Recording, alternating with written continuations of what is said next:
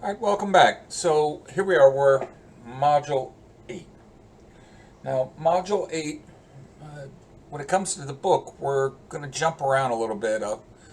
I've got some resources for you relative to if we kept going in the sequence in the textbook and let me jump into the book here. If we kept going and we went into linked queries, we've got a resource in the lecture videos page for Module 8 that ties directly to this. Now, I'm not having Module 8 tied to Chapter 8. Module 8, we're going to, and I'll show you here, we'll pop right off the link in the module. We're going to deal with streams and I/O, which is Chapter 15. Okay. So, essentially, we've got connections to some other application. So we're creating a C# application, and our application needs to connect to a file type other than .cs. For us to do that, we have to create a pipeline of sorts, a connection between the two types of, let's say, two different languages, if you will. Because when we look at, say, a .cs file or a .txt file, they are written in a particular format using a particular language. For us to interpret those files, we need an interpreter or an application. So if we're dealing with a .csv or .txt, whatever the file extension is, the file type is, each one of those has their own particular application that we would traditionally use to interact with that file. So essentially what we're going to have to do is, within our code, we're going to use the system.io namespace. And the system.io namespace has utilities associated with it that'll let us make a connection to those other file types. And we will create, I use the term pipeline, we'll call it a stream. It's oftentimes call it or compare it to a phone call. And we create, if we're having a phone call, a conversation on the phone, I'll create a connection with another party via the phone system. Now, back in the day, it would have been a hardwired system, and the two systems were connected through a wire. I initiate the call by connecting to them via their phone number. I send a message, they send it back. I send a message, they send it back. Same thing takes place today. We're just not necessarily doing it with a hard wire that we can see. Most of us are using a wireless or cellular communication. But conceptually, it's still the same thing. We create a stream of audio going back and forth between two parties. There's two things that have to take place for your phone call. You have to initiate the connection to the other person for that call to take place. And you initiate that call by dialing the number and hitting send to send that command off to your cellular provider to say, I want a connection to that other party. So you're initiating this audio stream back and forth with the other party. The other thing we need to do is, when we're done with the call, we hit another button that says, I'm done with this call, discontinue this stream of audio back and forth. Now, what happens if you forget to disconnect? They can hear everything you're saying. You can hear everything they're saying, at the other end. And we don't want to leave things unattended to. So we always want to close whatever connection we have initiated when we're done. And oftentimes I'll compare it to, hey, when you're done in the refrigerator, close the door. We want to protect what's in there. We want to protect whatever data source you've connected to using this stream by, when we're done, end the stream. Close it off. So when we're done using something, let's go ahead, disconnect to it, and put it away when we're done. And that's, we'll talk about that here in a little bit. But essentially, we have different types of stream adapters depending what it is we're going to connect to. They then interact with bytes to the different streams, and then those streams connect to whether it's a file, whatever it may be. So there's different layers of what's taken place. Much like when you go to make a phone call, well, all I do is pick the person's name off my contact list and hit send. That's all I do. Well, there's a whole lot more that goes on behind the scene than just you hitting the button. That initiates a lot of work that's taken place. So here's the architecture behind this whole stream concept. We go through, and much like I'm going to have a conversation with somebody, this is our code interacting with some, let's say, a text file or a CSV file. I can read from the file, I can write to the file, I can seek, I can go look, and these are different. Read in means I can go get what's there and get a copy of it. Now, each one of these will use access modifiers, or accessors or modifiers. So get is an accessor.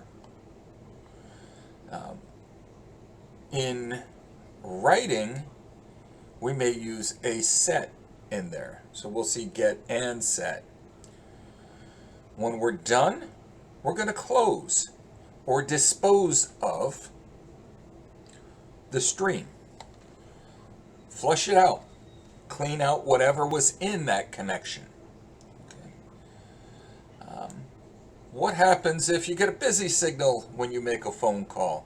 Well, at a certain point, you just say, look, clearly there's nobody there. Today, we just get directed to somebody's voicemail.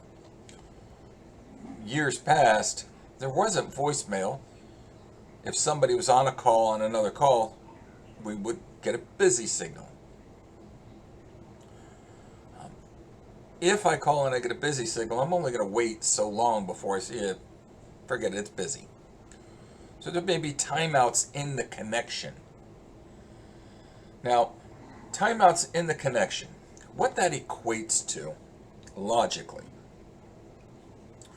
is you make a phone call. You go and you hit send. You select somebody's name on your contact list. You hit send.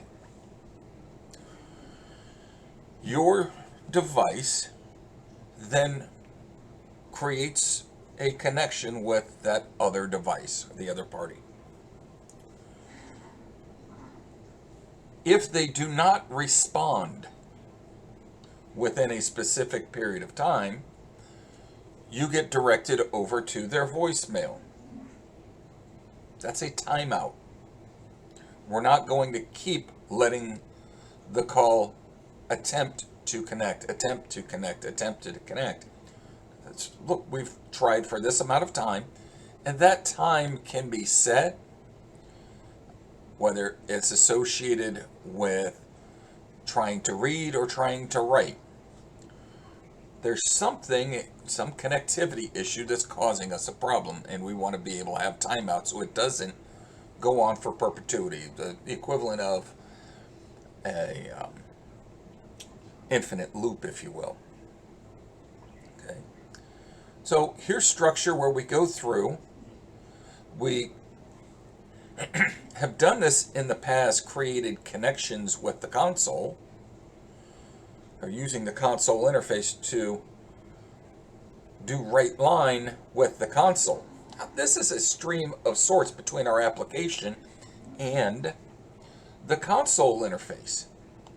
But instead of dealing with just the console, we're going to start dealing with files.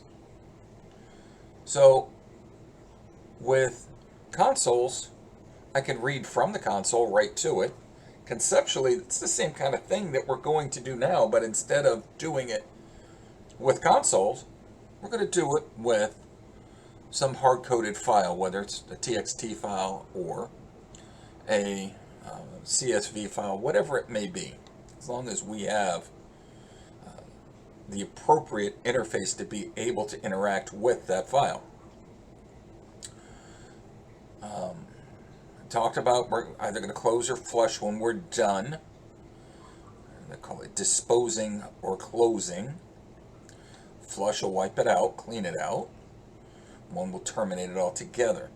So we get it totally out of memory. It's like that connection never took place. Okay. So graphics explaining what's taken place. And we'll create our file stream. So the file stream is an object. There's a class that exists, and we create an instance of it. So think about it much the way that we've looked at things so far. Somebody's already written code. I don't need to go create it from scratch. I can utilize that code that exists and repurpose it for whatever it is I want to do. I just create my own instance of it. So when I declare that I'm going to use my I/O, the system.io, now I can come in and I can utilize whatever objects that may exist in there, whatever classes that exist. So I can create an instance of the file class, and within it is functionality. I invoke those functions, and I use them however I need to use them. Now, each function has associated with it certain rules. We may say protocols, but all too often when people hear the word protocol, they think of TCP/IP and all those kind of things. But essentially, protocol is just rules to go by. So when we're talking about read, that's, you can read what's in there, but you can't modify it. Write, you can write, overwrite whatever's there. Create, you can create a new file. Let's say there is no file there. I want to create a new one. So we essentially will create an instance of the file stream called fs1, and it will be a connection that is a read connection.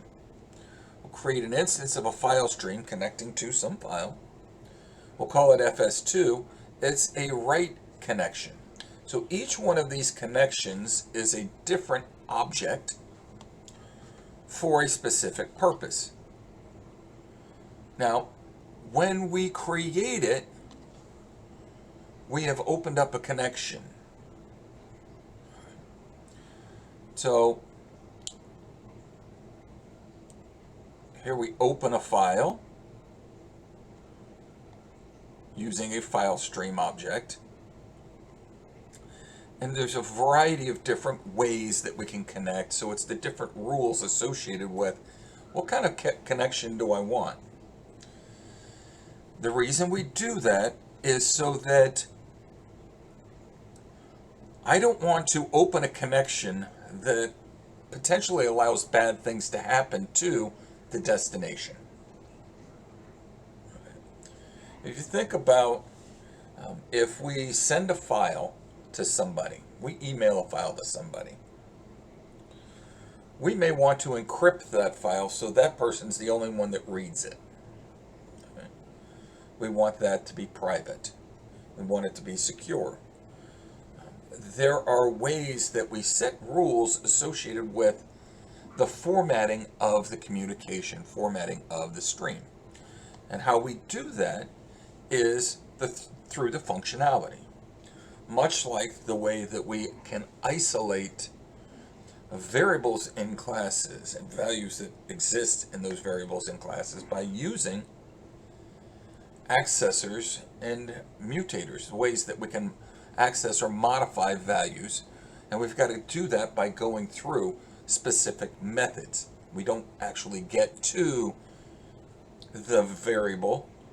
It's protected. We can only get to it through specific methods or functionality. And we'll deal more with that as we get closer to Module 10 and the whole concept of polymorphism and isolation and all those kinds of things relative to object-oriented programming. Okay. So as we go through this, we'll create our connection. We have to know who it is that we're, and my analogy was phone call. We need to know who we're calling before we try to connect to them. Same thing when it comes to the file. We need the specific file path and the file name. If that file is not there or the path is wrong, we'll get an error. Okay. So we've got different ways to connect. Maybe appending open and or create, whatever it may be. And we've got specific, as I said, methods to do or perform specific actions depending on what it is that we want to do. All right, so we'll create our stream. We connect to the file. From there, scroll on down because we're not in this. We're not going to dig deep into this in a hands-on mode because we've got so much other going on in these last 3 modules. This is essentially a very light module. More reading and watching the couple of videos, 2-3 videos that I've got for you than anything else, but you're going to be preparing for the last 2 modules. And the next module we're going to be dealing with a C# when it comes to mobile applications and coding for those specific mobile apps. But we're not even going to actually perform we don't have a coding assignment for that given the requirements associated with it. But I do have a LinkedIn Learning task for you associated with mobile app development and a couple of real good videos in the lecture videos page associated with 2 different types of application development in the .NET platform. Okay. So we'll create our connection. We'll define what the connection is going to be. We open the connection, and then we interact back and forth with that object. Like I said, when we're done, we'll go ahead and close it. So with this, we're creating an instance of a connection to test.txt. I create an instance of it's a text writer, being able to write to an object. And then from there, I'll go ahead and use those to perform whatever task I'm wanting to perform. All right. So I've got 2 separate connections. One's to read and one's to write. And we try to keep them separate and distinct when we can, so that we're clear about each one has a specific purpose. We don't want to allow bad things to happen. I can't reinforce that enough. We don't want bad things to happen to the destination unintentionally. All right, so we'll try to be as cautious as we can with these streams. Now, I talked about closing and disposing of the connection. So, like I said, when you're done, close it up, put it away. So like I said, when you're going in the refrigerator, hey, when you're done with whatever you're doing, close the door so everything in there doesn't get hot, spoil, whatever it may be. Now, we can't have multiple connections at the same time. We could potentially have multiple connections at the same time, but it causes conflicts. Two things cannot connect to the same device without running into a conflict when it comes to overwriting or knowing what the last update was. We can't, let's say you and I have a phone call, we can't talk, there is no group chats or group calls in these streams. It's a pipeline of sorts. So we can't have multiple entities connecting to a file. So we try to set those rules in place. And essentially, if there's a connection between your app and that file, to maintain the integrity of that file, they don't want other entities connecting to that file at the same time because it would create a conflict. The integrity of that file could be compromised. Then we come back to, when you're done with it, shut it down, close it, so that somebody else can use it. So we've got to think about it from that standpoint as well. When you're done, close it so that somebody else can go in, see the changes you made, and see the updated version, and then they can interact with it. And I say it as we're talking about an individual. It could be applications. Could be other systems. Okay. So we've got to close and dispose them. I can't emphasize that enough. When you're done, put it away. A friend of mine has a new patent that should be selling it to Netflix if you hadn't already. That is a file compression stream algorithm when it comes to video files. So one of the things that we talked about in the previous module when we were talking about collections was, it's not just about being able to perform a task in coding. We've got children very young being able to code these days. With the assistance of AI and everything else, it's become very easy to code, to generate code. But we want to have an understanding of what's taking place there. Why are we doing things a certain way? And now, it's still more important. It's still very important. It was more important in the past, but it's very important to do what you're doing efficiently. We have limited resources available to us when we're talking about memory and processing capacity. So we need to use the right algorithms so that whatever it is we do it efficiently. If I'm creating a stream, a connection to send data back and forth between my app and some file, some flat file or some other device, whatever it may be, that throughput, depending on what's being passed back and forth, could be pretty bulky. The heavier the payload, the slower or more complicated it gets to get it from the origin to the destination. So just think about it like if you're trying to handle, say, some big comforter off of a bed. I've seen commercials, I haven't seen them in years now, but they called it a space bag or something along those lines, where you would take this plastic storage bag, put your comforter inside of it, and hit it with a vacuum.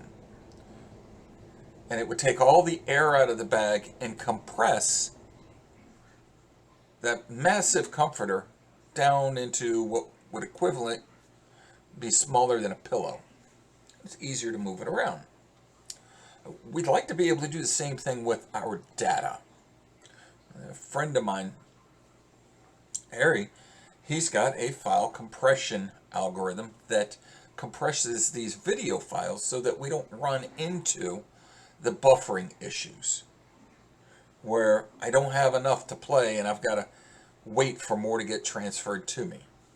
So we may want to, depending on what's being moved back and forth, compress the data that's being sent back and forth so it does it more efficiently. Okay, so we've got this connection to this outside entity, this file, these I/O streams, input-output streams, and we want whatever's being sent in and out of our system, in and out of our app, to happen efficiently. So we may want to go through and compress it. Okay, so there's discussion here about using different types of compression. We've used WinZip, different zip applications. There are compression utilities associated with us being able to send stuff back and forth in I/O so that it's more efficient. And here we talk about working with zip files, tar files, and there are different file compression algorithms. Okay, so when we connect to the files, we have to be clear on the file path, and we've got classes that allow us to find out information associated with a file. Where's it located? Is it compressed? And these files have, since we came up with the file structure, well, now we're talking 30 years ago or more, we associated, before we had networking, we associated security with the file itself, local file permissions. We have network file permissions today, so there's a lot of access control that we're having to deal with to say, all right, I connected to the file. Well, do you have permission to connect to it? So it's not just about you making a phone call and it goes through because you knew the person's phone number. Now it's, yeah, so you know the phone number. Who are you? Why are you calling? These kinds of things have to be addressed depending on the scenario. So we may have to deal with security issues. So we're dealing with, where is it that we're connecting? The format of the connection. How do we want to read only, read write? Do we have security situation we're going to have to deal with as far as security access? All this comes into play. Okay. We need to be familiar with the paths.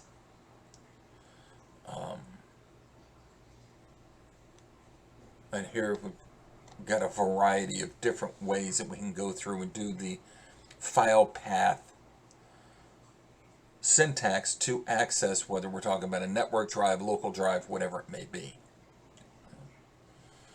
So that's our module 8. Now I'm going to jump over. I don't have the tips, tricks, and insights, and I've said it before that you guys are providing the tips, tricks, and insights for the next group coming behind you. So as the semesters go by one after the other, these will come open in future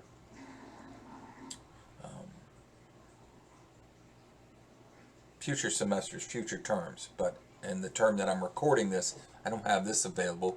The overview is what we're looking at now.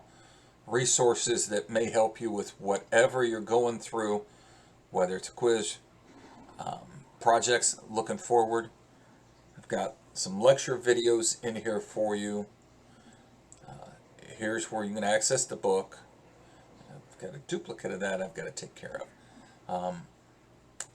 If I jump into lectures, I'll pop in here real quick just to show you. I've got two files, great resource walking through, usually about 20-30 minutes each. Great resource digging deeper into file stream, stream writer, stream reader. This is chapter 12. Oh no, excuse me, chapter 15 with the streams and IO. Had we kept going and we dealt with chapter 8, here's a great video dealing with link and link queries that is covered in chapter 8 in the book. I don't cover it in the class, but if you're interested, chapters I think 8, 9, and 10 all deal with link, and this will give you some insight into link. It's outside the scope of this course, but should you have the time and interest, another great video. All right. So with that said, I will see you in Module 9. And let me jump over here. Get us ready as we go into Module 9 and mobile app development using C#. And I'll see you there.